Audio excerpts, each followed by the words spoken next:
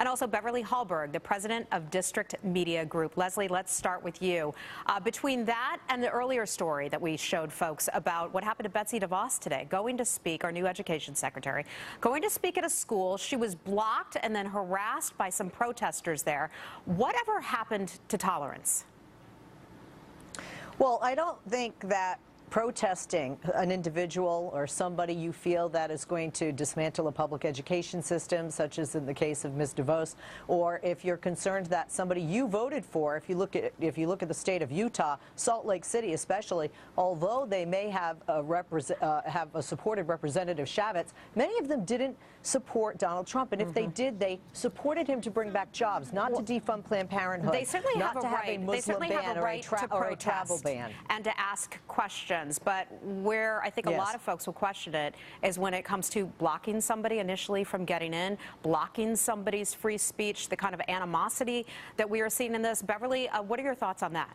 Yeah, there is a place for free speech. We support that. We support peaceful protests. But what we're seeing, whether it is on Inauguration Day, some of the protests against Donald Trump, whether it's UC Berkeley, whether it's what you're seeing right now with Secretary DeVos, what you're seeing is an effort to not have an open discussion. We should have an open discussion with people. There are major issues going on across the country, and I think it's extremely damaging when protests not only get physical, but also limit the discussion Americans really do want to have across the country. Yeah, and I'm not sure what the Black Lives Matter group has to do with the Secretary of Education speaking at a middle school. But Leslie, let me ask you about this. Staying power, because some on the left are saying, like, look, this is a new movement. We are going to be the Tea Party of 2017. Look out, we're here to stay. Are they?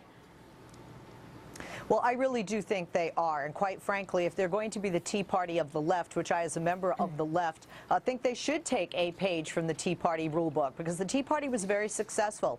They had protests, they were very loud, and then they put forth not just voters, which Democrats need to do in 2 years. They don't show up for midterms, but they put forth candidates, because there are seats up for grabs in both the House and the Senate, and within the next 2 to 4 years, the entire landscape of Washington could change from red to blue if these efforts are successful. But they can't just protest, and I would wholly agree, nobody should be doing or saying anything with regard to violence that is not covered by the First Amendment. That is wrong, and that defeats what free speech and what people who oppose some of these individuals and what they're doing, it defeats what it's all about. All right, Beverly, I want to ask you about this because a Congressman, Jason Chaffetz in Utah, was asked about Kellyanne Conway and Ivanka Trump's products.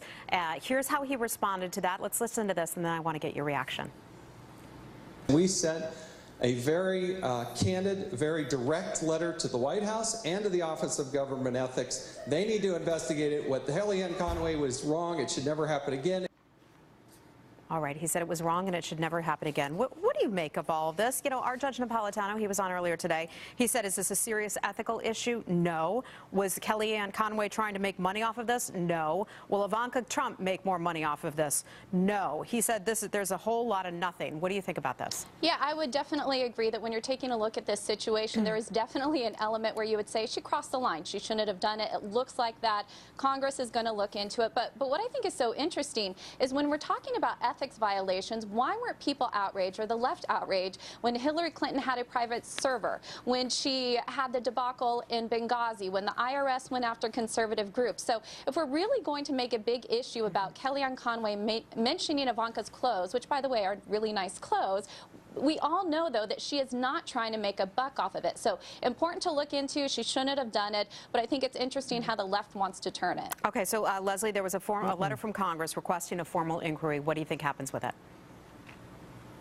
Honestly, I think nothing's going to happen with it. One. Two, it's very clear what the administrative Title V states. It's not just for her profit. She is not allowed to promote any product, and she had the seal, the United States of America presidential seal behind her. You know what? What are we going to say? Oh, if it's not that bad and people break policy or violate ethics, we're just going to turn our backs or our heads. That's a slippery slope and a very dangerous area. And by the way, Jason Chaffetz definitely definitely went after emails and Benghazi. And I think when people say, where's your line in the sand, and said, do your job, that's what they were talking about, doing it both for Kellyanne as he did for Hillary in those emails in Benghazi. Well, Kellyanne spent some time with the president last evening, and they talked about it. She says that he backed her up, quote, completely, and she seemed... well, she said thanks to the president for having her back in the way that he did, and said all ladies should be as lucky to have somebody fight for him like he did for her.